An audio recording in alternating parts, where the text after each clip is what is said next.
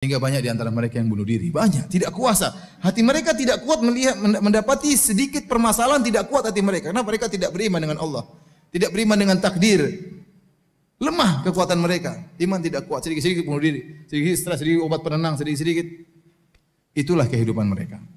Itulah kehidupan mereka. Jadi antum jangan terpedaya. Lihat orang. Lebih bahagia antum ya. Lebih bahagia antum ya.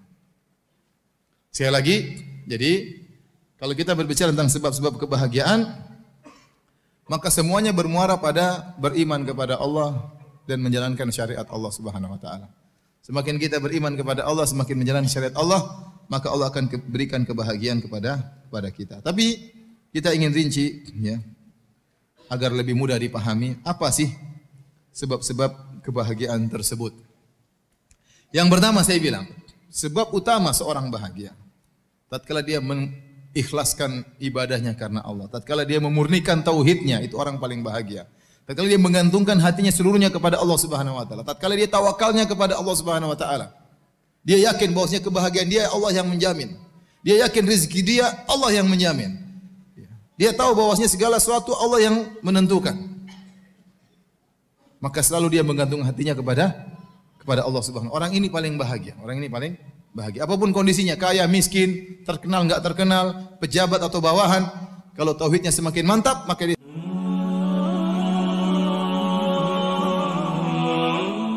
saya tidak bosan lagi untuk mengingatkan ya, bahwasanya dalam syariat kita tidak boleh mencela zaman ya.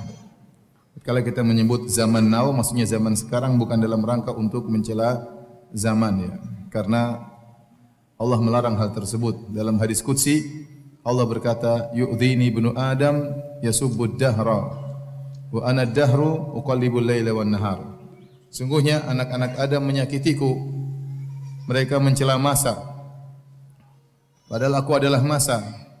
Aku mengatur siang dan malam. Jadi masa tidak boleh dicela, waktu tidak boleh dicela. Karena waktu hanyalah tempat bergulirnya kejadian dan perbuatan manusia.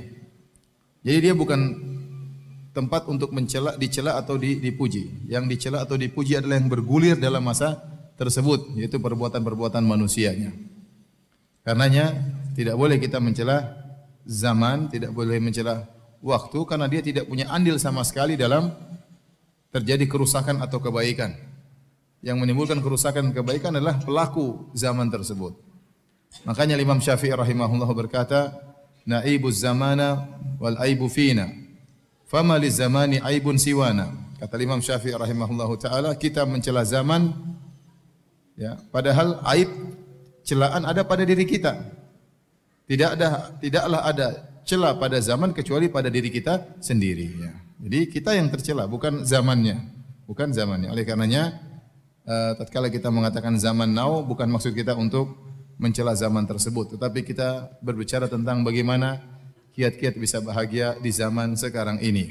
Kata orang zaman now ya. Ngomong-ngomong istilah zaman now ini kapan munculnya ya? Kayaknya tahun lalu belum ada ya. Belum ada ya. Ya. Hadirin dan hadirat yang dirahmati oleh Allah Subhanahu wa taala. Kebahagiaan adalah cita-cita semua orang ingin bahagia. Ya. Dan dia merupakan topik pembahasan semua orang, siapapun kedudukan dia, siapapun orangnya, dimanapun dia berada, semua mencari hal ini, mencari kebahagiaan.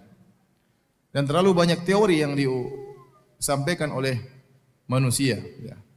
Masing-masing punya teori untuk meraih kebahagiaan. Di antara mereka ada yang memandang bahwasanya bahagia adalah dengan harta yang banyak.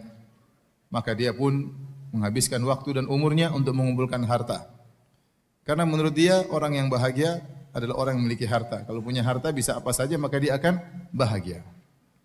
Namun kenyataannya tidak semua orang kaya bahagia. Terdapati ada orang kaya bunuh diri ya. Ada orang kaya stres, ada orang kaya bahkan saking kayanya mungkin gila. Ya, oleh karenanya ternyata orang kaya tidak harus bahagia. Ternyata kebahagiaan tidak berbanding lurus dengan kekayaan. Seandainya kebahagiaan berbanding lurus dengan kekayaan, maka semakin kaya semakin bahagia. Namun kenyataannya tidak demikian. Ya. Ya.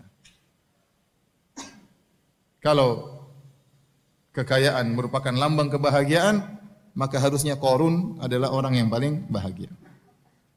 Sebagian orang memandang bahwasanya kebahagiaan adalah dengan jabatan, maka dia menghabiskan waktu dan umurnya, bahkan menghabiskan uangnya untuk meraih jabatan. Semakin dia meraih jabatan tinggi, dia merasa dia berada di puncak kebahagiaan. Menurut dia, kebahagiaan berbanding lurus dengan jabatan. Kenyataannya, apakah semua orang pejabat tinggi bahagia? Jawabannya tidak. Jawabannya tidak. Terkadang kita melihat sebagian orang, mungkin dia pejabat yang tinggi, apakah dia gubernur, apakah dia panglima, apakah dia presiden, apakah dia raja. Terkadang sebagian mereka kita lihat wajah mereka tersenyum, tapi di balik senyuman tersebut kita tahu betapa hal berat yang dia pikul. Ya. Terkadang seorang menyangka dengan menjadi pejabat dia akan bahagia, ternyata ketika dia menjadi pejabat, ya, dia dimaki-maki orang, dicela-cela orang. Ya.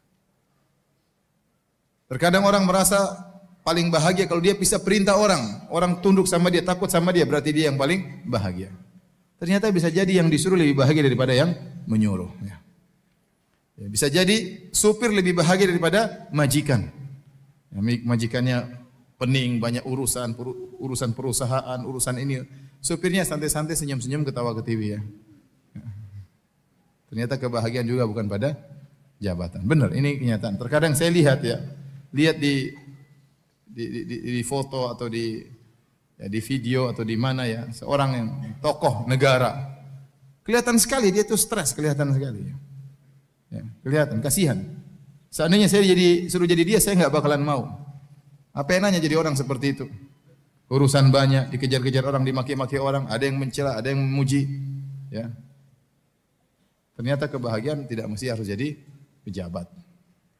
Ya, kalau yang paling bahagia, yang paling tinggi jabatannya, maka Fir'aun lah orang yang paling berbahagia karena dia adalah raja.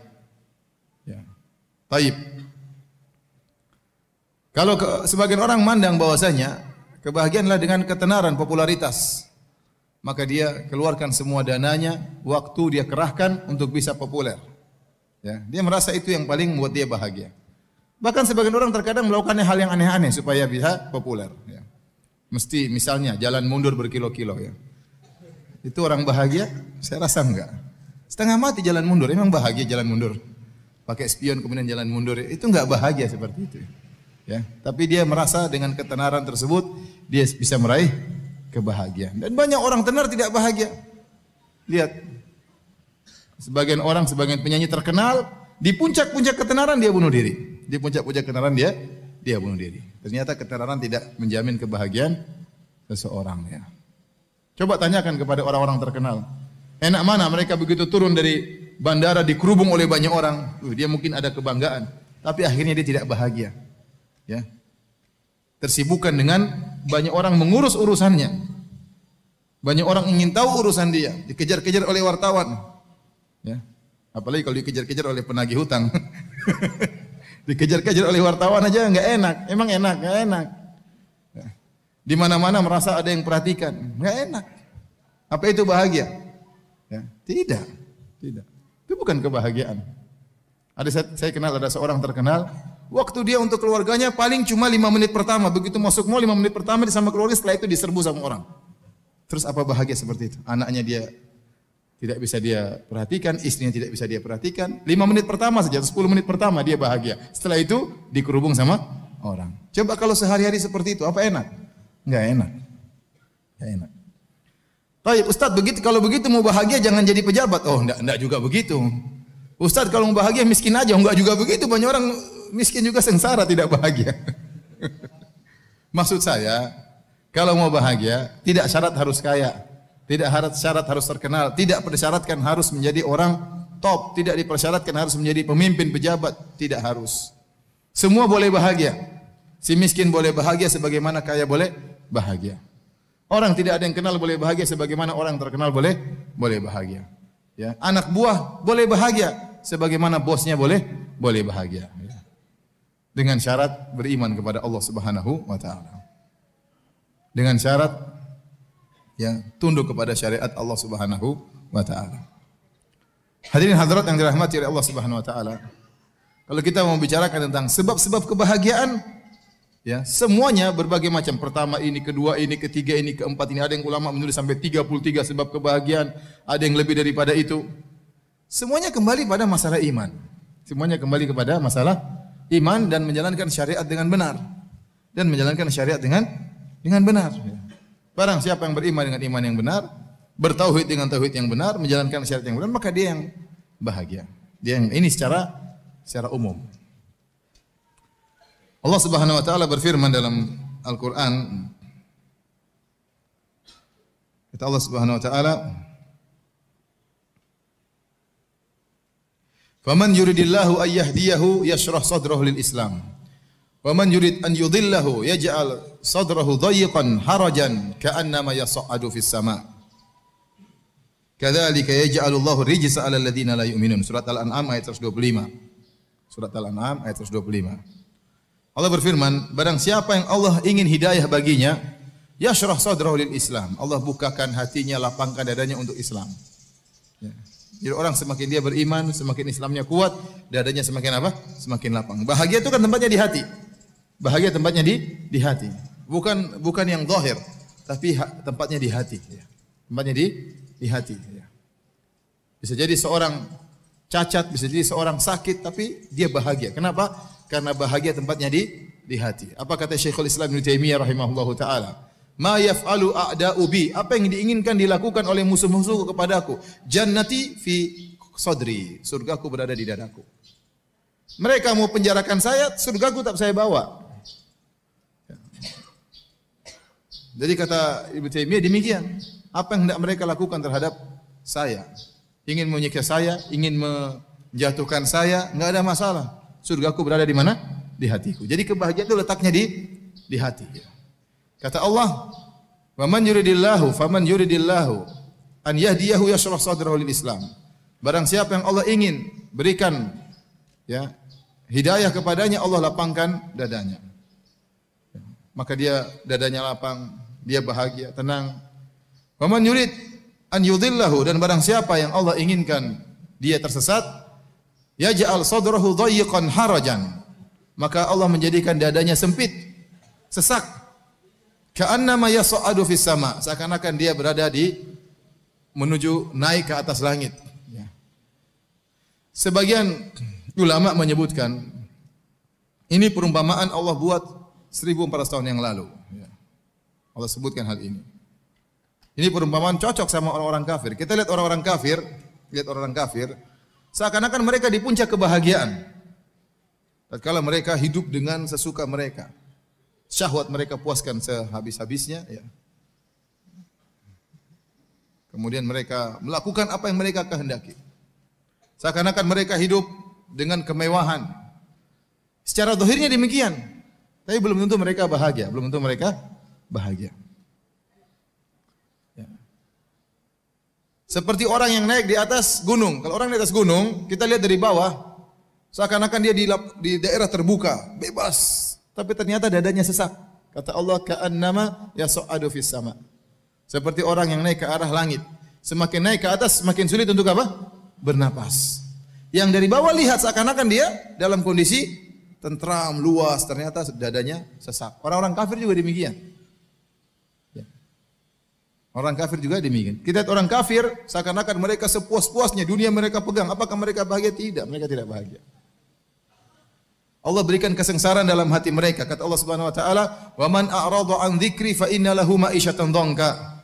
Barang siapa berpaling dari peringatanku, maka baginya kehidupan yang menyesakkan, kehidupan yang sengsara di dunia itu. Di dunia kehidupannya sengsara. Baik, subhanallah, kita coba antum pergi ke negara-negara kafir, ke Eropa, antum lihat ya. Orang kafir bagaimana kehidupan mereka. Dunia toh isinya ya. Tempat-tempat ibadah mereka kosong. Lonceng dibunyikan, teng, teng, teng, nggak ada yang datang.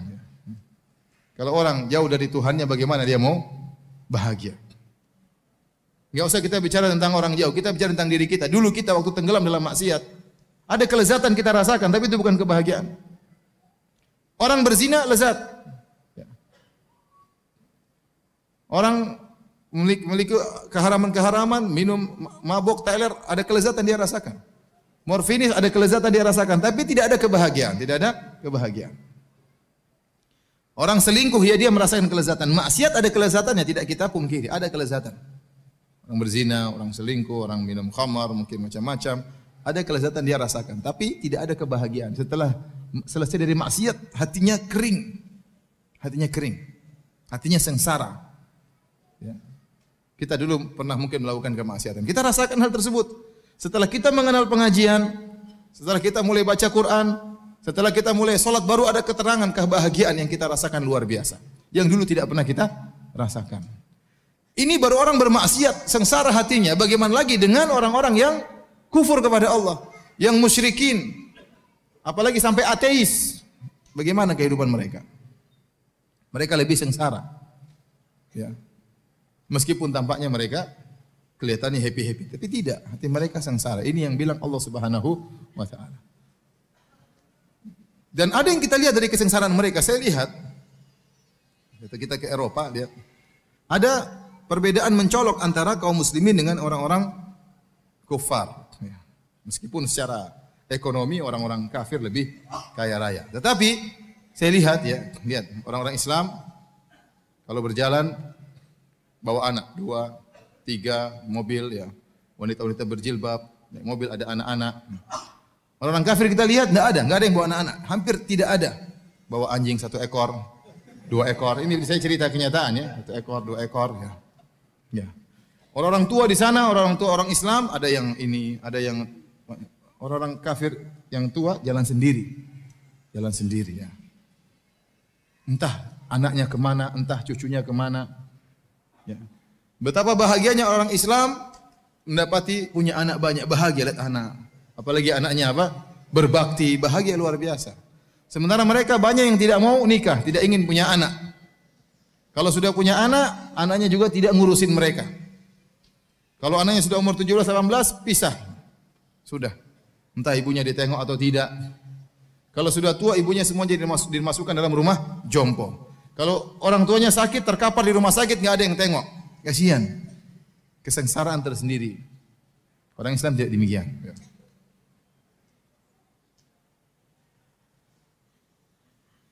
Oleh karena para hadirin dan hadirat yang dirahmati Allah Subhanahu wa taala, orang Islam keluar tiap hari 5 waktu pergi ke masjid.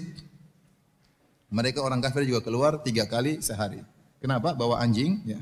Karena anjingnya harus beol ya, di luar. Mereka ambil ini kotorannya kebanyakan. Orang Islam di rumah, anak-anak kumpul semua, loncat sana, loncat sini, loncat sini. Mereka enggak, kasihan, kasihan. Padahal punya anak banyak itu nikmat luar biasa. Saya punya anak 5 saja, saya bahagia luar biasa. Bagaimana kalau anak saya 30?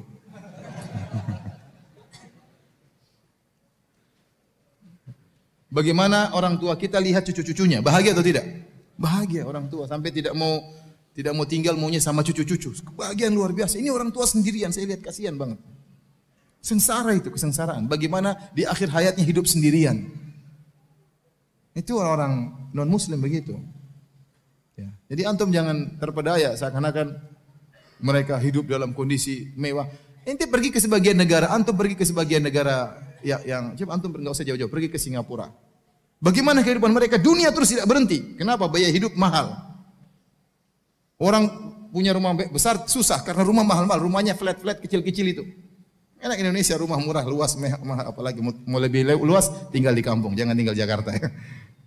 Kota besar semakin mereka terpacu untuk mencari dunia.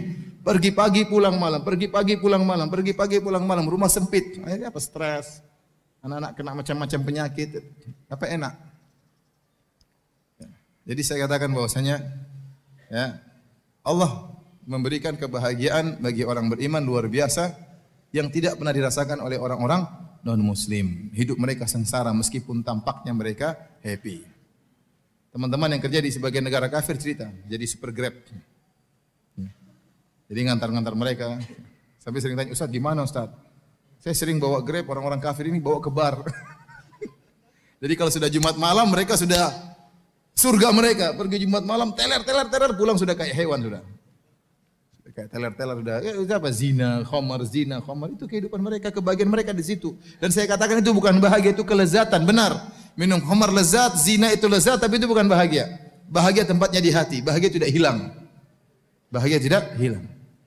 Ada pun itu cuma kelezatan jasmani seperti itu. Gonta-ganti pacar, suami istri, suaminya selingkuh, istrinya selingkuh.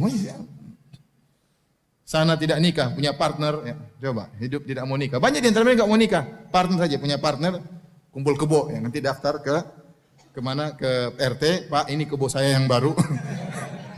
Terkadang kebo ini sampai tua, terkadang kebonya setengah jalan diganti kebo yang lain. Dan itu banyak terjadi di sana. Apa kehidupan bahagia seperti ini? Mana kebahagiaan seperti ini? Sehingga banyak di antara mereka yang bunuh diri. Banyak, tidak kuasa. Hati mereka tidak kuat melihat, mendapati sedikit permasalahan, tidak kuat hati mereka. Karena mereka tidak beriman dengan Allah. Tidak beriman dengan takdir. Lemah kekuatan mereka. Iman tidak kuat. Sedikit-sedikit bunuh diri. Sedikit stres, sedikit obat penenang, sedikit-sedikit. Itulah kehidupan mereka. Itulah kehidupan mereka. Jadi antum jangan terpedaya lihat orang lebih bahagia antum ya. Lebih bahagia antum ya. Sekali lagi, jadi kalau kita berbicara tentang sebab-sebab kebahagiaan, maka semuanya bermuara pada beriman kepada Allah dan menjalankan syariat Allah Subhanahu wa taala. Semakin kita beriman kepada Allah, semakin menjalankan syariat Allah, maka Allah akan berikan kebahagiaan kepada kita. Tapi kita ingin rinci ya, agar lebih mudah dipahami apa sih sebab-sebab kebahagiaan tersebut. Yang pertama saya bilang, sebab utama seorang bahagia tatkala dia mengikhlaskan ibadahnya karena Allah, tatkala dia memurnikan tauhidnya, itu orang paling bahagia. Tatkala dia menggantungkan hatinya seluruhnya kepada Allah Subhanahu wa taala, tatkala dia tawakalnya kepada Allah Subhanahu wa taala. Dia yakin bahwasanya kebahagiaan dia Allah yang menjamin. Dia yakin rezeki dia Allah yang menjamin. Dia tahu bahwasanya segala sesuatu Allah yang menentukan. Maka selalu dia menggantungkan hatinya kepada Allah Subhanahu. Orang ini paling bahagia. Orang ini paling bahagia. Apapun kondisinya, kaya, miskin, terkenal enggak terkenal, pejabat atau bawahan, kalau tauhidnya semakin mantap, maka dia semakin bahagia. Kata Allah Subhanahu wa taala, "Alladzina amanu wa lam yalbisu imanahum bidzulmin, ulaika lahumul amnu." Orang-orang yang beriman dan tidak mencampurkan keimanannya dengan kesyirikan, ulaika lahumul amnu, maka bagi mereka keamanan, ketentraman. Ulaika la amnu, ulaika lahumul amnu. Amnu itu ketentraman, kenyamanan. Wa hum muhtadun, dan mereka mendapat hidayah.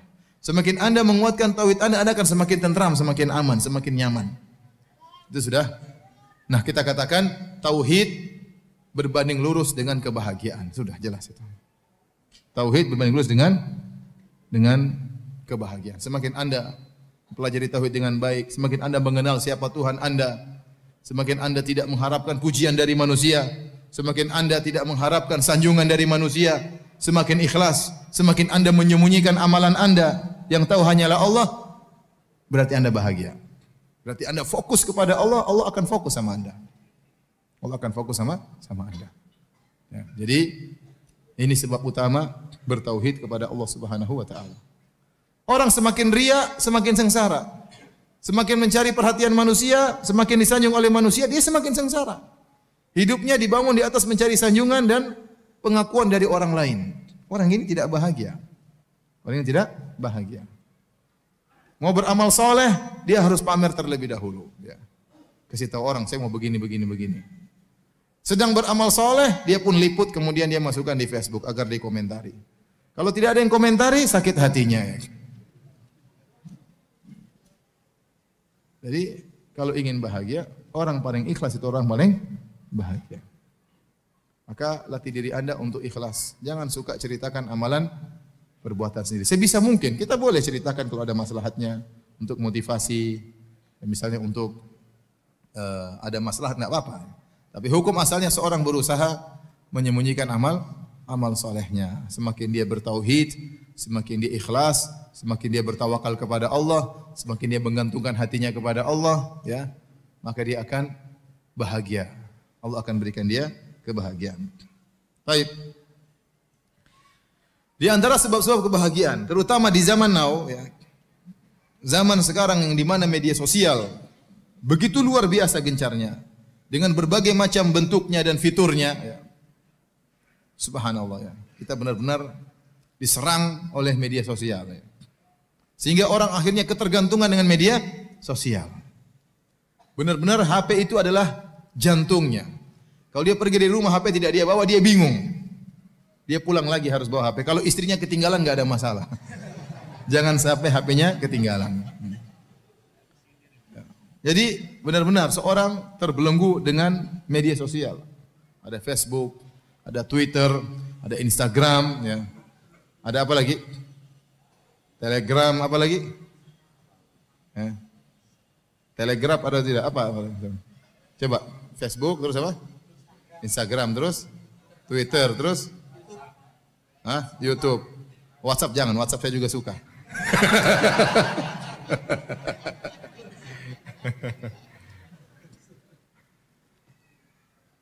Dalam satu hadis Rasulullah SAW sebutkan, tatkala timbul fitnah, engkau melihat ya hawan muttaba'an, ya, syuhun muta'an, wa ijabu kullu ra'yin bi kullu syakhsin bi ra'yihi, kullu mar'in bi ra'yihi.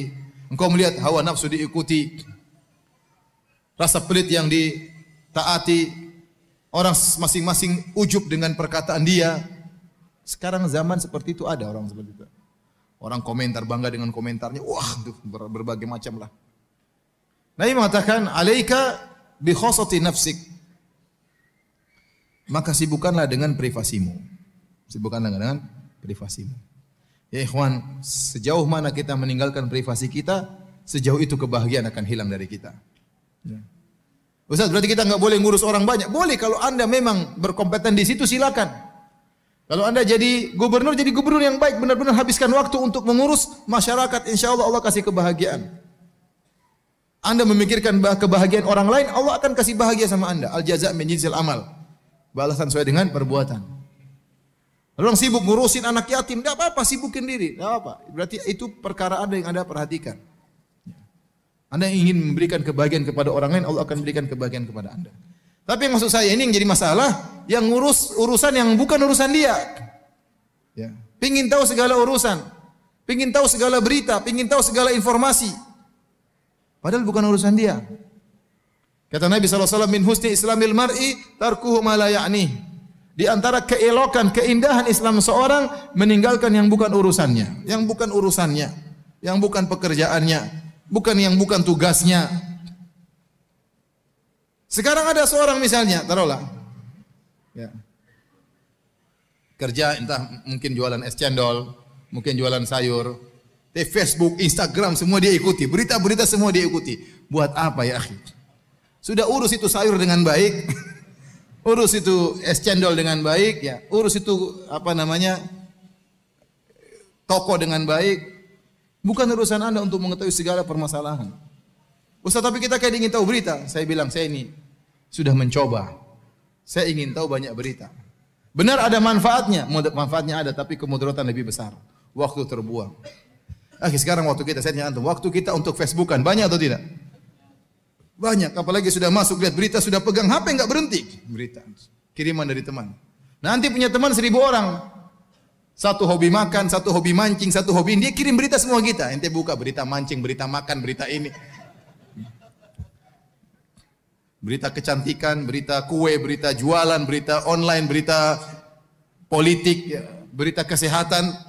Ya, baca terus, nggak terasa 1 jam lewat, 2 jam lewat. Belum kalau sudah masuk dalam perdebatan, komentar, baca komentar, naik lagi, scroll bawah, scroll atas. Waktu habis banyak. Debat lagi sama orang di situ di Facebook, debat bantah-bantahan, ternyata yang didebat bencong. Habis waktu. Facebook ini bikin waktu habis banyak ya. Saya saja mau niatnya untuk dakwah saja terjebak juga seperti itu. Apalagi yang niatnya cari akhwat.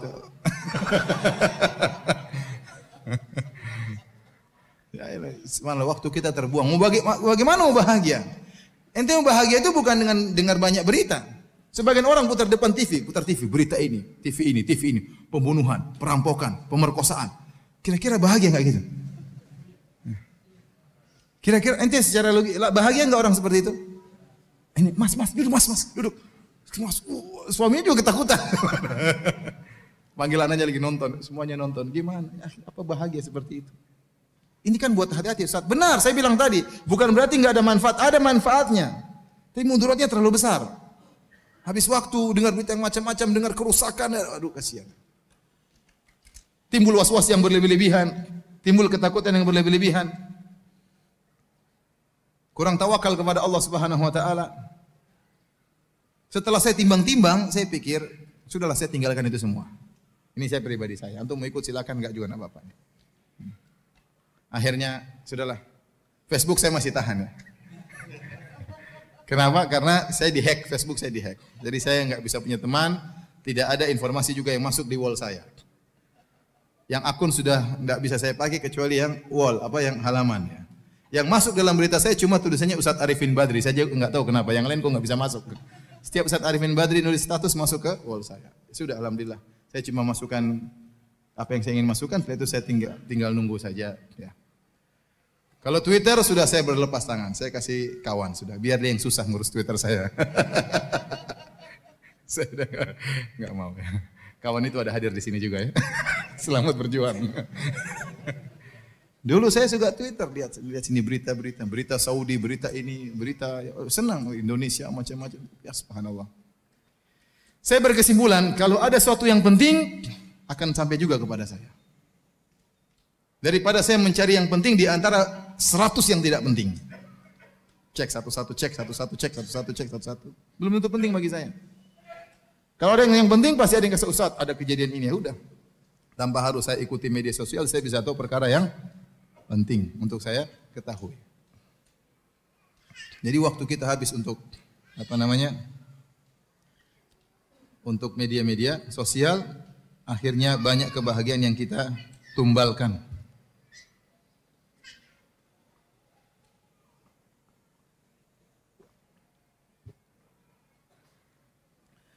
Jadi hadirin dan hadirat yang dirahmati oleh Subhanahu wa taala, waktu untuk Facebook banyak terbuang, untuk Twitter banyak terbuang, untuk WhatsApp juga banyak terbuang. Saya ingatkan kepada para ikhwan, jangan terlalu banyak grup dalam WhatsApp. Bahkan meskipun grup dakwah sampai 20 ngapain banyak-banyak. Cari grup dakwah yang penting yang bisa kita ambil manfaat. Bikin grup ini. Hanya tungtang. Mau bangun tidur meroja WhatsApp, tungtang sampai ngantuk. Bangun tidur belum lagi baca doa tidur sudah WhatsApp lagi, tungtang. Subhanallah, habis waktu. Nah, kalau Anda waktu sudah tersisa, sekarang orang punya grup 20, kira-kira sibuk atau tidak? Sibuk, luar biasa sibuk. Grup rumah sunnah. Grup apa lagi? Grup kajian 1, grup kajian 2, grup kajian 3, grup DKM 1, grup DKM 2. Grup poligami. Apalagi grup poligami. Komentar nggak habis-habis tapi nggak ada praktek, cuma karena kalau dia sudah praktek dia keluar left dari grup. Kalau dia sudah poligami left dari grup, dia punya masalah banyak di rumah. Tahu-tahu ke rumah lebih khusyuk, ke masjid lebih khusyuk, doa lebih mudah nangis. Oleh karena para hadirin Allah Subhanahu wa taala, Anda pun kalau sudah punya WhatsApp jangan banyak grup. Kenapa waktu Anda tersisa, habis waktu tersisa, akhirnya apa? Kapan membaca Quran? Kapan mau ngobrol sama istri? Istri WhatsAppan, kita WhatsAppan sendiri. Istri Facebookan, kita Facebookan sendiri. Kapan kita punya waktu sama anak? Anak-anak datang, abi, sebentar. Kasihan anak-anak ya akhi. Kasihan. Kita udah kerja dari pagi sampai sore, pulang anak nunggu. Dia nggak bisa peluk-pelukan, dia bisa nggak pingin naik sama kita, dia pingin ngobrol sama kita. Dia butuh 5 menit untuk kita ngobrol, nggak ada waktu. Waktunya habis buat media sosial yang kurang bermanfaat. Belum lagi kemudaratan yang kita dapatkan di situ. Banyak aurat wanita yang kita lihat di media-media sosial tersebut. Yang kita nggak ingin pun kelihatan, apalagi yang pingin lihat. Terus bagaimana mau bahagia? Maka di antara wasiat Nabi sallallahu alaihi wasallam, "Alaika bi khosati nafsik." Sibuklah dengan privasimu. Sejauh mana kita sibuk dengan privasi kita, hal yang kalau Anda pedagang, sibuk dengan dagang, urusin dagang, serius. Kalau Anda politikus ya sudah, urus Anda jadi politikus yang baik, enggak apa-apa, urus banyak, tapi benar jadi politikus karena itu memang pekerjaan Anda. Ya. Anda jadi tukang bekam, tukang pijat, serius. Jangan jadi herbal pakar politik, herbalis pakar politik. Setiap orang datang ngomong politik. Sudah ente urusi herbal ente. Enggak usah ngomong masalah yang bukan bidang Anda.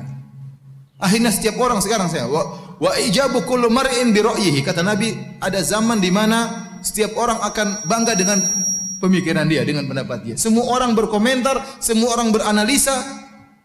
Kalau anda mau ikuti analisa semua, anda stres. Ini analisa bagus juga, ini bagus juga, ini kontradiktif dan sudahlah. Matikan TV, ya, kalau bisa HP dibuang, buang. Matikan semua media sosial, udah. Ente kerja serius, ada waktu baca Quran, ada waktu salat malam, ada waktu salat witir, ada waktu buat istri, ada waktu anak, bahagia ente. Anda bahagia. Anda bahagia. Dan ini saya tekankan, ya. Karena ini sangat penting di zaman now sekarang ini. Ya. Zaman now. Media sosial ini merebut kebahagiaan banyak orang. Merebut kebahagiaan banyak orang. Anak semakin Anda kasih gadget, berarti Anda semakin menjauhkan sang anak dari Anda. Istri semakin sibuk dengan Facebook, semakin jauh dari Anda. Anda pun semakin sibuk terjauhkan dari keluarga. Sehingga tidak sempat untuk silaturahmi pada orang tua. Ya. Waktu semua habis untuk media sosial. Ya ikhwan, bukan berarti saya ngelarang, tidak. Ya, tapi hati-hati ya. Kalau bisa yang perlu-perlu saja maka itu yang terbaik karena waktu kita akhirnya jadi tumbal. Saya kasihan lihat sebagian orang apalagi yang kerja di Jakarta berangkat dari Bekasi ba'da subuh. Tengah jalan, saya misalnya kerja, kemudian pulang sampai rumah terkadang jam 9. Tapi jam 9 masih aja main gadget. Ya, subhanallah. Udah berhenti nanti jam 9 tuh waktunya baca Quran ya, dan yang lainnya. Ketemu istri, ketemu anak-anak, ngobrol dengan anak, ngobrol dengan istri. Baik. Di antara sebab kebahagiaan di zaman now, ya. Ciptakan surga di rumah, ciptakan surga di rumah. Karena kita waktu banyak di rumah. Saya sering sampaikan kebahagiaan hakiki seorang lelaki adalah kebahagiaan dengan istrinya. Allah mengatakan dialah yang telah menciptakan manusia dari satu jiwa, kemudian Allah ciptakan istrinya, kata Allah liyaskuna ilaiha, agar sang suami tentram dengan istrinya. Wa min ayatihi an khalaqalakum min anfusikum azwajan litaskunu ilaiha. Dan di antara tanda-tanda keagungan Allah, kebesaran Allah, Allah ciptakan istri-istri bagi kalian litaskunu ilaiha, agar kalian tentram dengan istri-istri kalian. Sehingga sebagian ulama mengambil faedah bahwasanya kebahagiaan inti seorang suami adalah dengan istrinya. Kapan seorang bisa bahagia dengan istrinya, itu lelaki yang bahagia. Bagaimana tahu dia bahagia dengan istrinya? Caranya begini, kalau dia pergi keluar rumah pingin pulang, itu berarti sudah benar. Pingin pulang, pingin ketemu istri, aduh saya pingin pulang, gelisah, pingin pulang. Berarti dia bahagia. Kenapa? Karena kebahagiaan sesungguhnya seorang suami itu di rumahnya. Berarti suami yang bahagia itu laki-laki yang bahagia. Tapi kalau seorang laki-laki tidak betah di rumah, pingin pergi terus, kemana mas? Aduh, itu berarti dia tidak bahagia. Tidak ada surga di rumahnya. Sebagian orang mencari kebahagiaan dengan teman-temannya, ketemu dengan temannya, ngobrol, ngopi sana pagi saya malam, main golf, main ini, main catur, main macam-macam. Dia tidak bahagia. Kalau dia tidak menemukan kebahagiaan di rumahnya, dia belum bahagia. Itu lelaki sengsara seperti itu. Percuma ente ketawa-ketiwi main golf, pulang diomelin istri. Apa enak? Atau ngomelin istri, apa enaknya seperti itu? Tapi kalau Anda pergi dari rumah, tahu-tahu rindu ingin pulang ke rumah, itu benar, berarti sayang sama istri, berarti ada kebahagiaan. Sampai di rumah ngobrol sama istri asyik, berarti benar. Kalau belum asyik, belum ingin pulang, ada yang salah. Entah istri ente yang salah atau istri Anda yang salah. Ya. Jadi saya bilang ikhwan, suami laki yang bahagia, laki yang menemukan kebahagiaan apa? Di rumahnya. Apalagi rumahnya 4 bahagia semua. Ya. Satu aja sudah bahagia, apalagi rumahnya 4 bahagia semua. Ibu-ibu nanti tersinggung ya. Ini bercanda aja ibu-ibu ya. Baik, ya, jadi ingat hal ini, harus ada waktu buat istri. Sebagian orang mencari kebahagiaan, kesuksesan dunia, dia menjadikan bisnisnya nomor 1, pekerjaannya nomor 1, cita-citanya itu menumbalkan kebahagiaan anak istri. Ini salah. Saya sering sampaikan cerita, saya ketemu dengan seorang kaya, kebetulan satu orang kafir. Sering keluar negeri, sini rumah juga rumah, di perumahan kaya. Terakhir ngobrol-ngobrol dia bilang ada satu yang hilang dari saya. Saya kurang dekat sama anak-anak sampai sekarang. Anak-anak saya kasih dunia semua, namun tidak ada yang datang jenguk saya, peluk-peluk saya enggak ada kata dia. Enggak ada. Dia sibuk cari harta, anaknya semua dipenuhi. Setelah besar, anaknya sudah besar semua, enggak ada yang dekat sama dia. Dia kehilangan kebahagiaan di situ. Jadi jangan sampai kita mencari harta, ingin cari sukses, cari jabatan, akhirnya kebahagiaan anak istri kita jadi tumbal dan akhirnya kita sendiri yang tidak bahagia. Kita sendiri yang tidak bahagia. Ada satu masa kita lewat, kita tidak rindu ke rumah, berarti perbaiki. Coba, Ustaz kalau ngobrol sama istri enggak enak, coba ciptakan bagaimana ngobrol sama istri yang enak. Ustaz kalau saya ngobrol sama istri saya enggak nyambung-nyambung. Ente turunin level ente. Kalau tahu istri enggak nyambung, jangan bicara yang tinggi-tinggi, bicara rendah-rendah saja. Jangan bicara yang aneh-aneh. Sungguhnya di dunia yang problematika, ngomong bahasa susah gimana istri yang paham. Era ini era globalisasi bilang istri enggak paham sudah enggak usah bicara macam-macam. Turun level Anda ngobrol sama istri yang nyambung, jadi asik gimana caranya? Pasti ada yang asik. Kalau enggak asik terus ente yang enggak beres berarti. Ini ciptakan kebahagiaan di rumah. Ciptakan surga di rumah. Bagaimana kita senang ke rumah, bagaimana kita bahagia betah di rumah, ya. Betah di rumah. Kalau kita sudah betah di rumah, sudah senang di rumah, karena kata Nabi SAW, wal yasaka baituk wa kufa alaika lisanak. Kata Nabi, jadikan rumahmu jadi luas. Artinya apa? Betah di rumah. Terutama di zaman fitnah. Jaga lisan Anda, jangan terlalu ngurusin orang. Ngapain ngurusin orang? Kalau Anda suka ngurusin orang, Anda diurusin juga sama orang. Maka sibuk privasi, sibuk dengan privasi. Namun manusia itu suka ingin tahu urusan orang. Saya lagi telepon, tahu Ustaz tadi itu si fulan ya? Bukan. Terus mau tahu urusan saya, ngapain? Ada lagi baca apa sih baca? Ya, ente ngapain urusin saya? Baca sendiri sana. Ngapain baca urusan saya? Orang suka ingin tahu urusan orang lain. Suka komentar orang lain. Ini menghilangkan kebahagiaan seperti ini. Semakin privasi kita jadi tumbal, semakin kita kurang bahagia. Benar ini, ente coba. Jadi jangan ngurusin orang, privasi kita perbaiki. Privasi kita perbaiki. Jangan suka komentar hal yang tidak bermanfaat. Apa kata Nabi, min husni islamil mar'i tarkuhu ma la ya'ni. Di antara keelokan Islam seorang meninggalkan yang bukan urusannya. Enggak usah. Tahan mulut, jangan suka komentar. Lewat satu jalan, lihat rumah warna ungu, komentar. Ini orang kok rumah warna ungu sih? Ya, apa urusan ente? Ente sana rumah belum lunasi utang rumah ente. Ini ngurusin rumah orang warna ungu, warna biru. Terserah dia mau warna-warni, terserah dia. Ini kok rumah bangunannya jelek sekali. Ya, sudah ente buat. Ikut berita artis, ikutin terus. Si artis ini dicerai sama suaminya. Kemudian ketahuan katanya suami selingkuh. Katanya suami punya istri kedua. Kemudian istrinya, ente ngapain ikuti berita artis? Akhirnya masuk ke persidangan. Ngapain ente ikuti berita artis itu? Kecuali kalau memang ente mau nikahi sang artis, ya silakan. Ya sudah ente ikuti sampai dia benar-benar jadi janda, ente maju. Dia aja nggak suka sama ente ngikuti beritanya terus. Buang-buang waktu. Jadi banyak buang waktu kita terbuang. Jadi di antara sebab kebahagiaan, ciptakan kebahagiaan di rumah. Kalau belum bisa menemukan surga di rumah, duduk sama istri. Wahai sayangku, kita ada apa ini? Kenapa kita kok kayaknya tidak indah, tidak mesra kehidupan kita ini? Apa yang salah antara saya dengan anti? Bicarakan baik-baik. Mungkin dia bilang, Mas Ti kalau pulang nggak pernah ngobrol sama saya. Ya udah, saya ngobrol besok ya. Ngobrol, ya sudah diperbaiki. Dan perlu kita ngobrol sama istri supaya kita ada kebahagiaan di situ. Nabi aja ngobrol sama istrinya sebelum tidur. Anda juga kalau pulang ke rumah ngobrol sama istri meskipun 15 menit, meskipun 20 menit. Ya, yang penting ngobrol sama istri. Tapi jangan lama-lama ya. Kalau sudah 45 menit, bunyikan wecker. Waktunya tidur. Waktunya tidur. Disitulah letak kebahagiaan. Baik. Di antara sebab-sebab kebahagiaan adalah melazimi zikir kepada Allah. Melazimi zikir kepada Allah. Kata Allah, alladzina amanu wa tatma'innu qulubuhum bi dzikrillah. Ala bi dzikrillah tatma'innul qulub.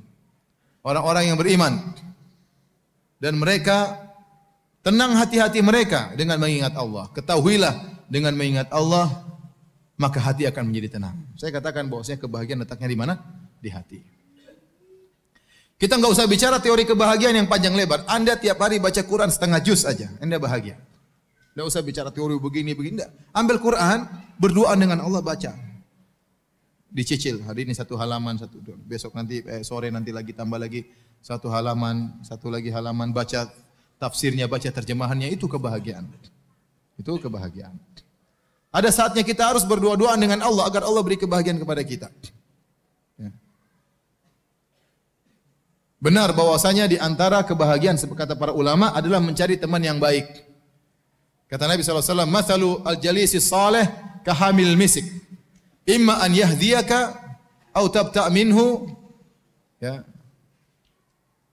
Seperti perumpamaan orang yang teman yang baik seperti penjual minyak wangi. Kalau dia kasih hadiah sama kamu atau kau beli dari dia, atau tajida minhu rihan thayyibah, atau kau mendapati bau yang harum dari dia. Teman yang soleh ini penting sebab kebahagiaan. Yang kalau kita berteman dengan dia, kita akan mengingat Allah Subhanahu wa taala, atau kita diingatkan oleh dia, teman sama-sama pengajian, teman sama-sama proyek dakwah misalnya. Ini teman-teman kita jaga, ini teman-teman yang mendatangkan kebahagiaan. Teman-teman yang tidak berbicara tentang dunia. Kalau teman bicara dunia banyak. Tapi kita butuh teman yang bicara tentang apa? Akhirat. Bicara tentang akhirat. Ini, teman-teman ini perlu. Tetapi bukan berarti kita harus selalu sama dia. Ada harus waktu kita khususkan untuk berkhalwat antara kita dengan Allah, untuk zikir kepada Allah. Makanya Nabi SAW mengatakan di antara 7 golongan yang Allah naungi pada hari kiamat kelak, di antaranya kata Nabi SAW, rajulani tahabba fillah. 2 orang yang saling mencintai karena Allah. Ijtama'a alaihi wa tafarraqa alaihi.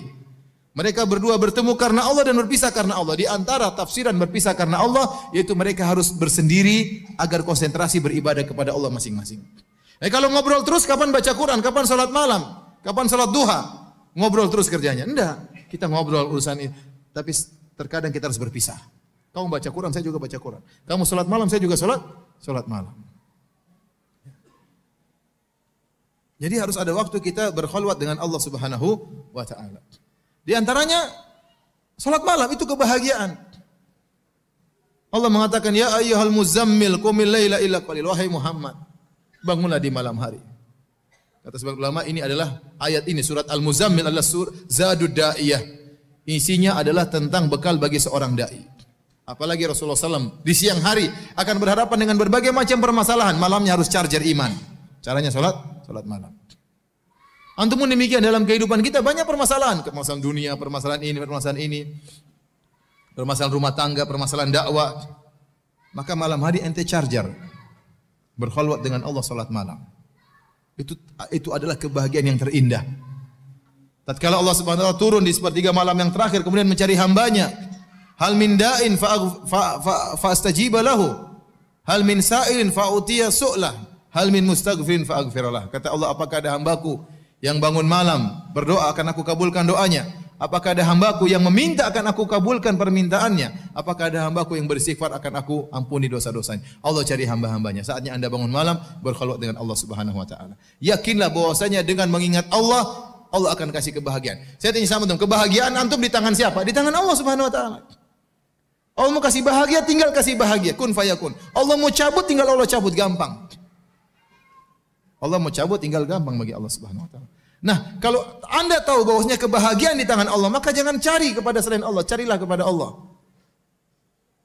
Caranya gimana tadi? Berkhalwat dengan Allah. Salat malam, baca Quran. Mojok di ujung baca Quran. HP matikan, jangan kita Quran diberhentikan gara-gara telepon. Ya kecuali dari istri, enggak apa-apa kita telepon. Iya sayang. Abi lagi baca Quran ya. Abi sok ria, iya Abi lagi ria udah terlalu. Jadi matikan HP, baca Quran. Harus ada waktu untuk kita berdoa dengan Allah. Disitulah kebahagiaan. Apalagi kalau kita sedang dilanda permasalahan.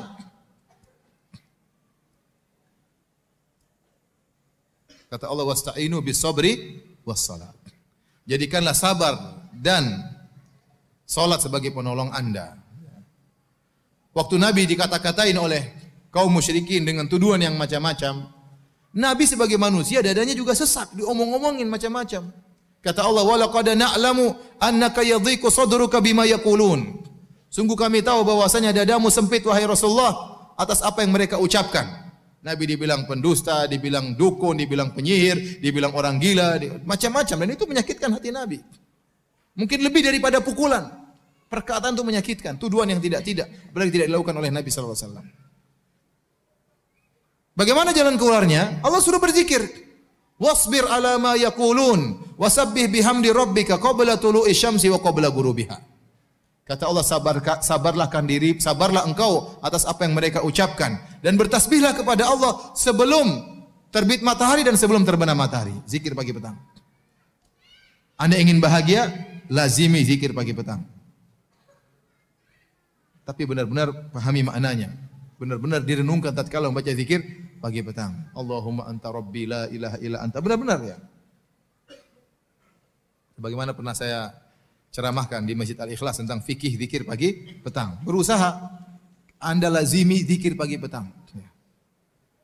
Jangan lupa setiap hari salat duha. Itulah kebahagiaan. Tidak usah teori banyak. Salat malam, salat duha, zikir pagi petang, baca Quran, selesai. Sisanya ada waktu bersedekah, sisa adanya waktu berbakti sama orang tua. Tapi rutin harian itu tadi. Kebahagiaan Anda melangkahkan kaki menuju masjid, salat berjamaah, itu kebahagiaan. Nah, teori kebahagiaan itu mudah, yang penting Anda praktekkan. Ya, ini diantara kebahagiaan, harus ada waktu untuk berzikir kepada Allah. Kata Allah, fazkuruni azkurkum. Berzikirlah kepadaku, ingatlah aku akan mengingat engkau. Kata Allah Subhanahu Wa Taala. Sungguh bahagia kalau seorang sudah diingat secara khusus oleh Allah Subhanahu Wa Taala. Taib. Ini diantara sebab-sebab kebahagiaan adalah sering berzikir.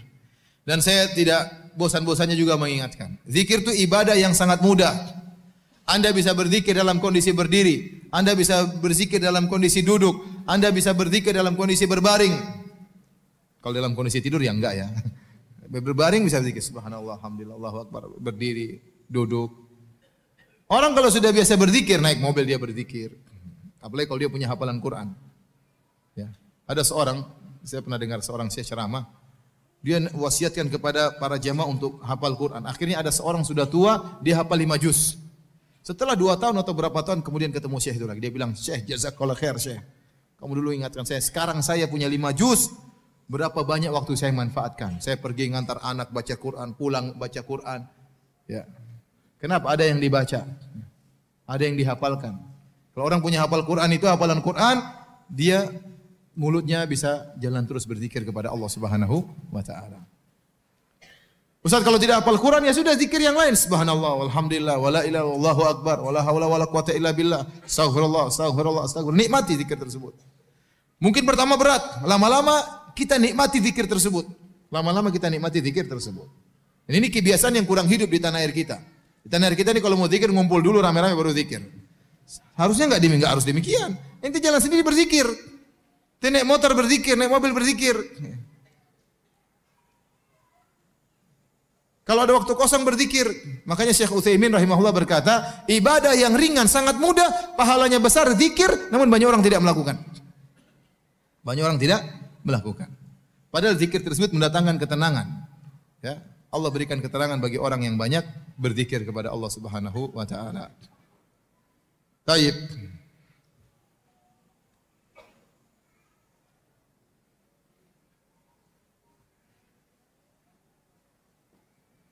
Di antara sebab-sebab kebahagiaan adalah qanaah. Qanaah, ridho dengan pemberian Allah Subhanahu wa taala. Barang siapa yang qanaah maka dia bahagia. Kanz, qanaah itu adalah harta yang luar biasa. Barang siapa yang memilikinya maka dia pasti bahagia. Maka dia pasti bahagia. Bagaimana caranya? Sering melihat ke bawah. Kata Nabi sallallahu alaihi wasallam, "Unzuru ila man asfala minkum wa la tanzuru ila man fawqakum fa innahu ajdaru alla tazdaru nikmatallahi alaikum." Kata Nabi sallallahu alaihi wasallam, lihatlah ke bawah, jangan lihat ke atas. Kalau masalah dunia, lihat ke bawah. Maka itu akan membuatmu tidak meremehkan nikmat Allah yang Allah berikan kepada engkau. Anda qanaah, ajari istri buat qanaah, ajari anak buat qanaah. Anak-anak diajak tuh, lihat orang-orang anak-anak yang kerja, yang tinggal di bawah kolong jembatan, yang rumahnya kecil-kecil, tunjukin biar anak-anak itu tahu bersyukur kepada Allah. Istri pun demikian, ajak ke rumah teman-teman yang mungkin rumahnya agak peot-peot, yang mungkin kotor-kotor, biar istri itu bersyukur udah punya rumah bagus. Tapi kalau Anda bawa istri Anda ke rumah orang kaya, Anda yang sengsara nanti. Kenalan istri orang kaya, bawa tas harganya 600 juta. Saya pernah ditanya, sudah lama berapa tahun lalu, saya ditanya sama jamaah, Ustadz bagaimana hukumnya membeli tas harganya 600 juta? Tapi saya sudah bayar zakat, saya sudah bersedekah di tetangga. Saya bilang enggak boleh. 600 juta itu mubazir, tas buat apa? Fungsinya apa 600 juta? Apakah bisa jadi bagasi nyimpan mobil itu tas? Ternyata cuma kecil nyimpan, terus apa fungsinya 600 juta? Tidak sesuai dengan harganya. Tidak sesuai dengan harganya. Subhanallah, ternyata memang ada tas yang mahal. Waktu saya kemarin ke Paris, lihat jam 350 juta, ini jam 350 juta. Ini jam buat apa ini, subhanallah. Ternyata ada tas harganya 1,5 miliar. Itu pun orang rebutan, terkadang ngantri nggak ada barangnya, subhanallah. Nah, kalau istri Anda bergaul sama ibu-ibu hembring, apa hembring ya? Ibu-ibu globalisasi begitu, globalisasi ya. Anda yang tersisa nanti. Anda yang tersiksa. Mas, itu ibu itu bagus sekali. Aduh, sudah kena virus orang kaya. Bilang aja, sayang, suamimu tuh miskin, tidak seperti mereka.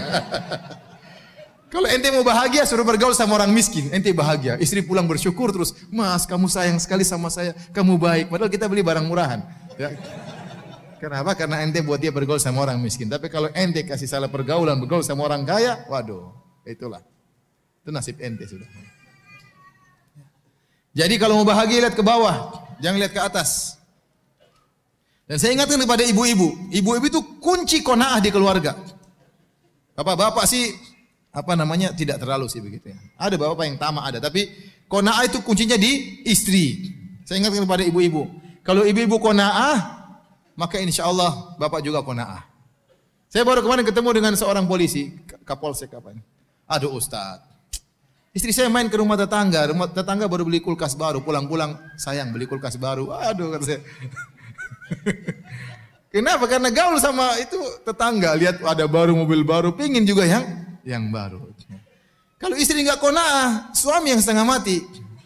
Akhirnya dia terpacu untuk mencari dunia, nggak pernah berhenti. Kenapa? Karena nggak qanaah. Nggak qanaah.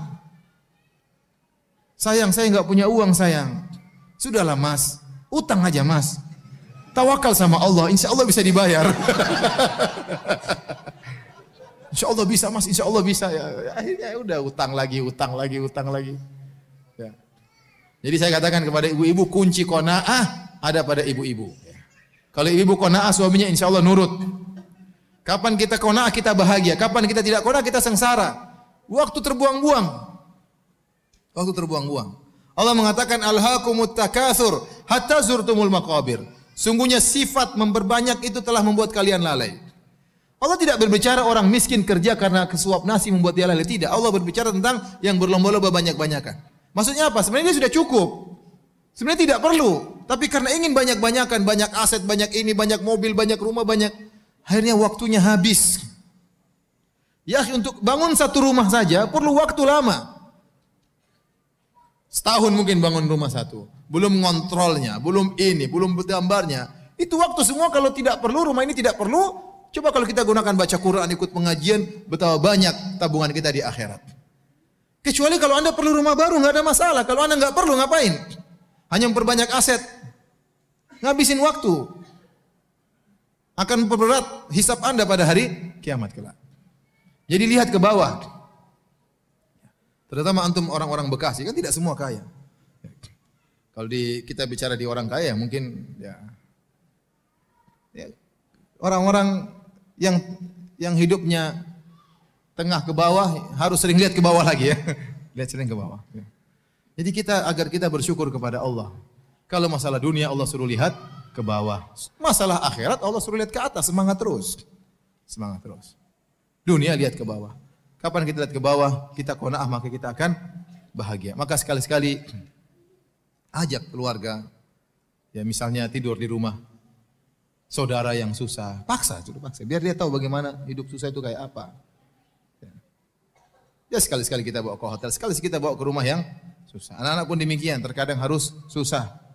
Ajarin bahwasanya tidak semua dalam kondisi enak, terkadang susah. Jadi mereka terbiasa untuk qanaah. Ya. Apa kata Imam Syafi'i rahimahullahu taala? "Idza ma kunta dza qalbin qanu'in fa anta wa malikud dunya sawa'u." Kalau kau memiliki hati yang qanaah, sungguhnya kau dan raja sama saja. Sudah, raja itu dia mau apa? Dia mau puas. Sehingga dia bangun ini, bangun anu, nguasai ini, nguasai anu, punya macam-macam supaya dia puas. Lah Anda kalau sudah puas meskipun tidak punya apa-apa, Anda sudah bahagia sebagaimana kebahagiaan yang dikejar oleh sang raja.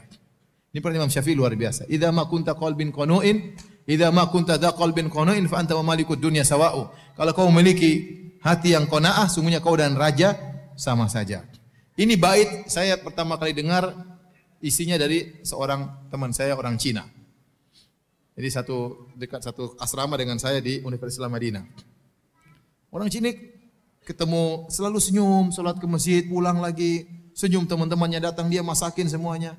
Saya bilang, "Ahmad, ente senyum-senyum terus, Masya Allah. Kenapa? Apa rahasianya?" Kata dia, qala Syafi'i, pakai Cina, yang Cina-Cinanya. Imam Syafi'i berkata, kalau kau qanaah maka kau sama dengan raja. Masya Allah. Pelajaran berharga ya. Ternyata itulah kunci sebab rahasia kenapa dia tersenyum selalu, bahagia selalu, berseri-seri selalu. Kenapa ada sifat qanaah? Kalau kita tamak, kita sengsara. Orang yang paling sengsara orang yang paling tamak. Antum kira orang kaya itu bahagia, terkadang mereka tamak, sudah punya hotel, sudah punya perusahaan, enggak terus hati berpacu, enggak pernah selesai. Kalau diberi kata Nabi SAW, "Lau kana li bani Adam wadiyani min dhahab labtagha salisan." Kalau anak Adam diberikan 2 lembah emas, dia cari lembah yang ketiga. Sebagian orang kaya seperti itu. Tidak ada titik klimaks yang enggak ada. Ya, tidak ada. Terus mencari. Tidak terasa waktunya habis, terusnya apa? Sudah umur 80 tahun, waktunya santai, terus kerja. Sebentar lagi tewas, terus kerja.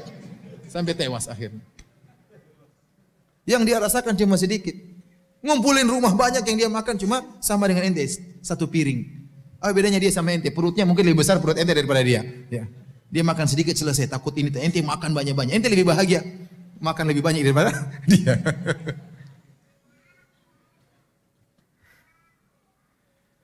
Karenanya di antara kebahagiaan suruh lihat ke bawah, jangan terpedaya dengan yang di atas. Jangan terus lihat ke atas. Kemudian di antara sebab kebahagiaan, berbanyak istighfar, bertobat kepada Allah. Karena tidaklah kesengsaraan ada dalam hati kita kecuali karena maksiat yang kita lakukan. Semakin Anda banyak maksiat, semakin kesengsaraan yang Anda rasakan. Dalam hadis disebutkan seorang bermaksiat, maka nukitat, ditempelkan titik hitam di hatinya. Semakin banyak maksiat, semakin hitam hatinya. Semakin susah dia khusyuk, semakin susah dia terenyuh tatkala baca ayat Al-Quran. Maka seorang perbanyak istighfar. Apa kata Nabi SAW? Tuba liman wajada fi sahifati istighfaran katsira.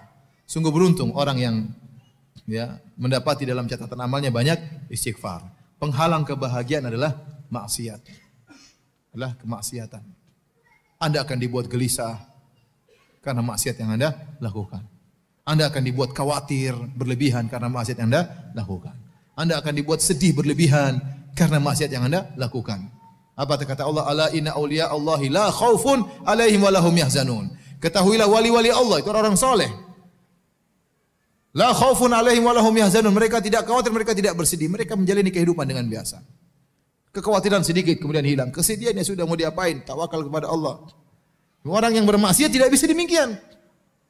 Ada kegelisahan. Kenapa maksiat? Ada yang dia lakukan terus maksiat tersebut. Ya. Oleh karenanya kalau Anda melakukan maksiat segera bertobat kepada Allah, maka Allah akan kembalikan kebahagiaan bagi Anda. Banyak bertobat, banyak beristighfar kepada Allah Subhanahu wa taala. Di antara sebab kebahagiaan, mudah memaafkan. Mudah memaafkan. Ya ikhwan, kita hidup di zaman now ini banyak masalah. Banyak masalah. Kita punya masalah sama orang tetangga, terkadang ada masalah.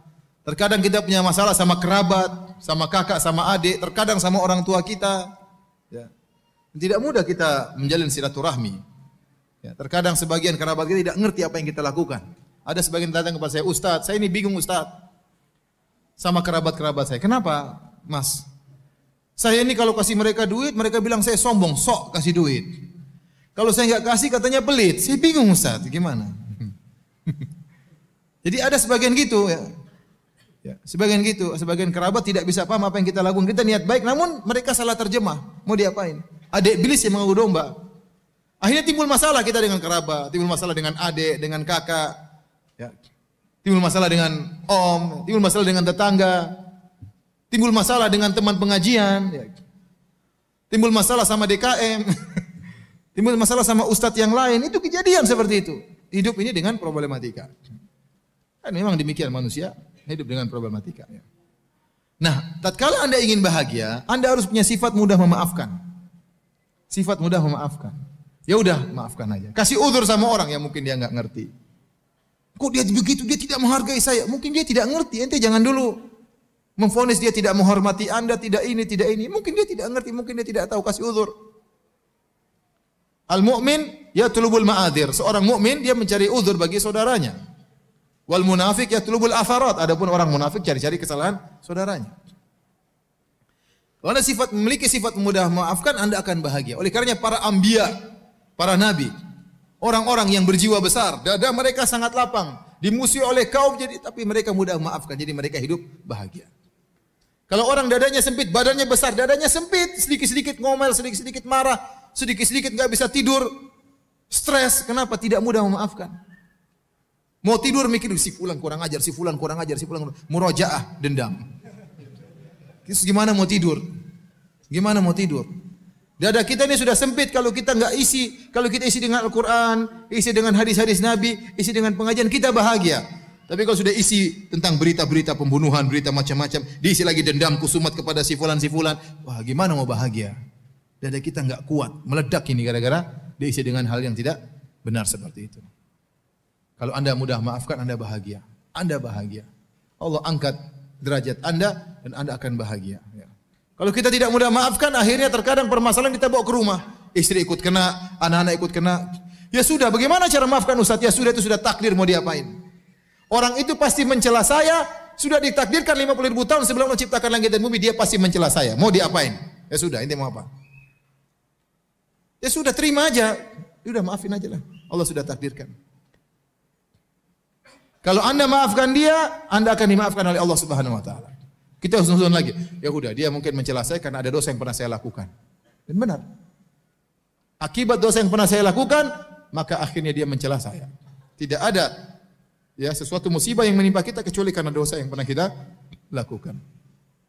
Nah, kalau Anda mudah maafkan, terutama para ibu-ibu, mudah maafkan. Kalau saya yang punya salah, maafkan. Jangan marah-marah terus ya. Marah boleh, tapi sebentar, jangan lama-lama ya. 5 menit, setengah jam paling maksimal marah. Setelah itu sudah. Ngapain dendam lama?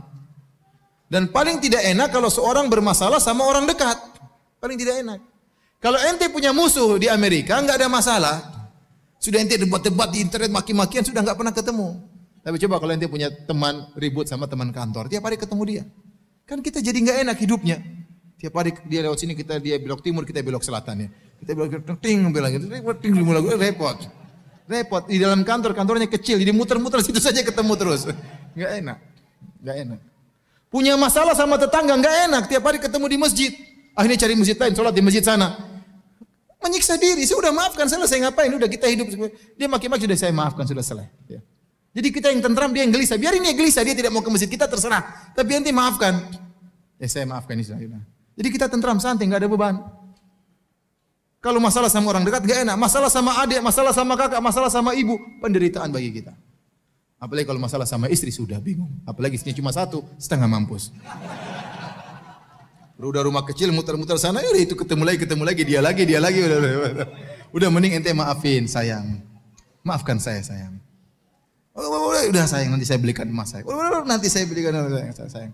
Udah peluk dia, cium keningnya, itu udah selesai. Ya. Kasih emas selesai, udah selesai. Ajak makan selesai. Perempuan kan suka dikasih hadiah. Bukan kita bilang dia matre, tidak. Dia suka dikasih hadiah. Apalagi kalau hadiahnya banyak ya. Udah ambil hatinya. Ente omelin, ente perempuan enggak boleh begini, tapi ente enggak pernah kasih apa-apa. Ceramah aja suami saya itu. Jadi para hadirin, kalau mau hidup bahagia mudah maafkan. Ngapain hidup kemudian marah-marah? Apalagi jadi dai, kemudian lihat orang komentar emosi. Ngapain ya akhi? Sudahlah.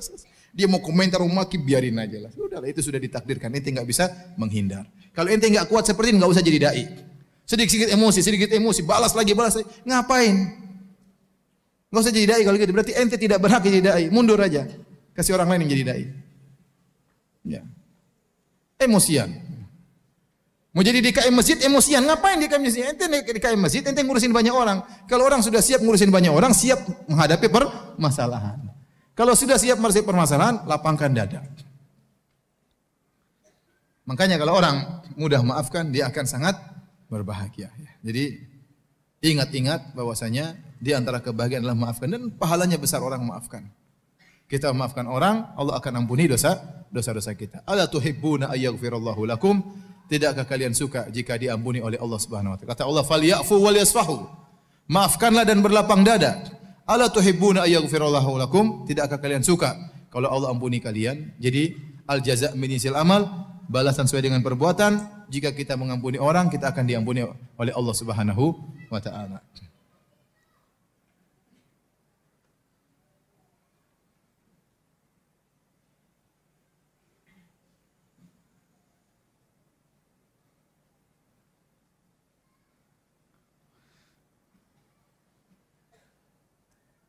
Taib yang terakhir sebelum kita buka tanya jawab.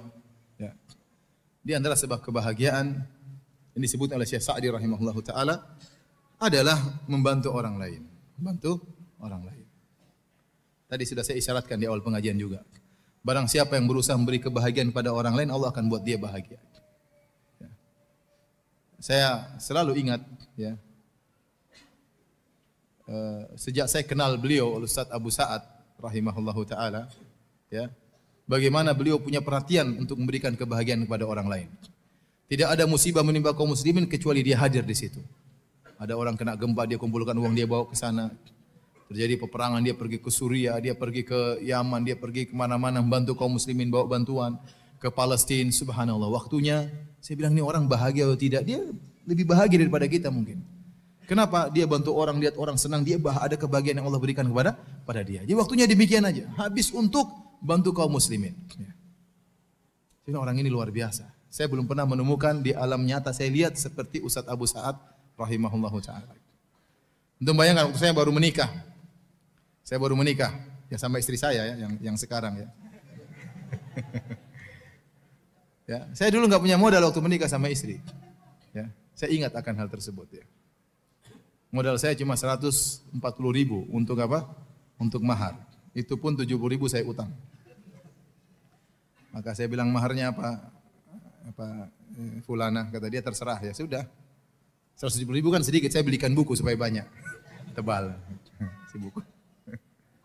Enggak ada hotel. Ya mau nyewa hotel mau malam pertama, sementara mahar aja duit enggak ada. Akhirnya ya sudah nikah aja. Ustaz Abu Sa'ad yang semangat waktu itu. Dia udah ada hadir dalam acara, dia memberikan muqaddimah ya. Kemudian dia bilang, sudah Firanda enggak usah mikir. Itu waktu itu saya murid, dia guru. Ustaz Abu Sa'ad guru saya dan saya belum dikenal ya. Belum dikenal, belum ada yang panggil-panggil ya. Tidak seperti sekarang ya. Belum ada. Jadi saya siapa? Kata saya siapa? Baru mau nikah, belum siapa-siapa. Saya muridnya Ustaz Abu Sa'ad. Tapi ada guru yang baiknya luar biasa, maka dia tinggalkan rumahnya sama istrinya. Dia entah tidur di mana, istrinya tidur di mana. Kata dia, udah Firanda pakai rumah saya untuk malam pertama. Jadi saya malam pertama di mana?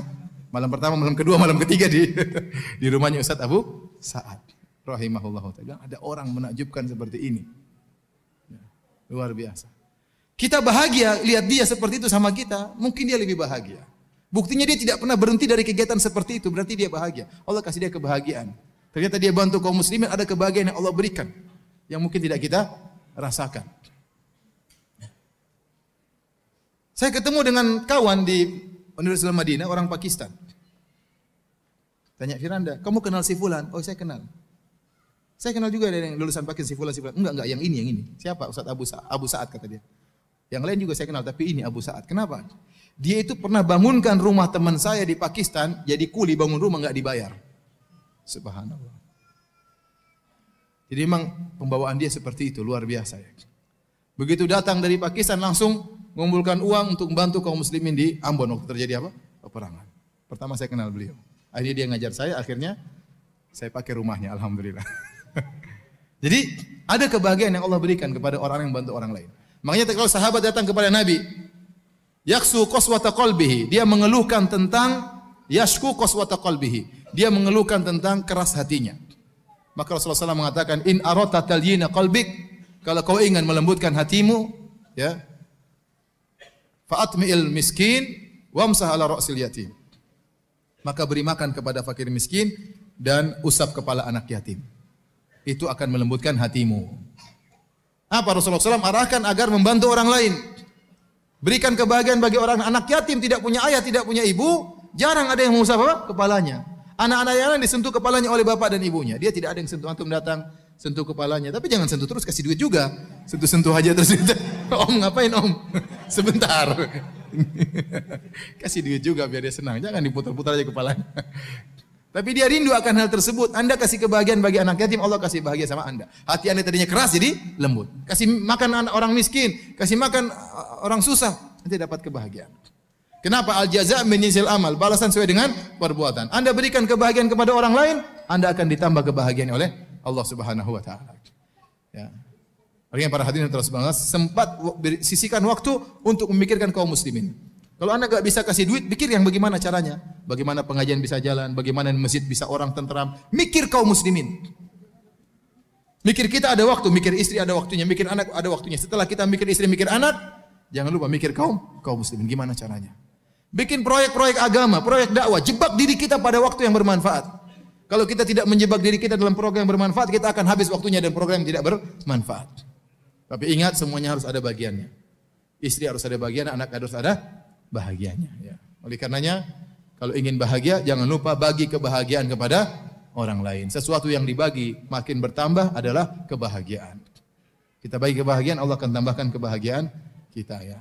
Saya merasa di zaman sekarang ini banyak orang yang terlalu sibuk untuk mencari kebahagiaan dari hal-hal duniawi dan visual semata.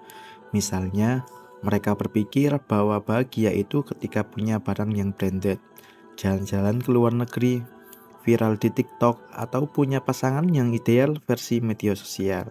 Tapi lucunya, setelah mereka capai semua itu, tetap saja hatinya terasa kosong. Tidak sedikit pun juga yang akhirnya merasa stres, burnout, bahkan depresi, karena kebahagiaan yang mereka kejar ternyata cuma fata morgana saja. Contohnya, banyak anak muda sekarang rela berhutang hanya demi gaya hidup yang kelihatan keren di mata netizen. Mereka upload konten liburan, makan fancy, pakai outfit yang mahal, padahal di balik layar itu hidupnya penuh dengan tekanan. Ini karena mereka menggantungkan kebahagiaan pada validasi orang lain, bukan pada ridha Allah. Padahal dalam Islam mengajarkan kita untuk mencari kebahagiaan dari hal yang lebih dalam, hati yang lebih tenang karena dekat dengan Allah, rajin berzikir, bersyukur atas nikmat yang kecil, dan menjauhi hasad serta iri hati. Kalau fondasi hati kuat, insya Allah apapun yang kita hadapi, kita tetap bisa merasa cukup dan bahagia. Barakallahu fikum.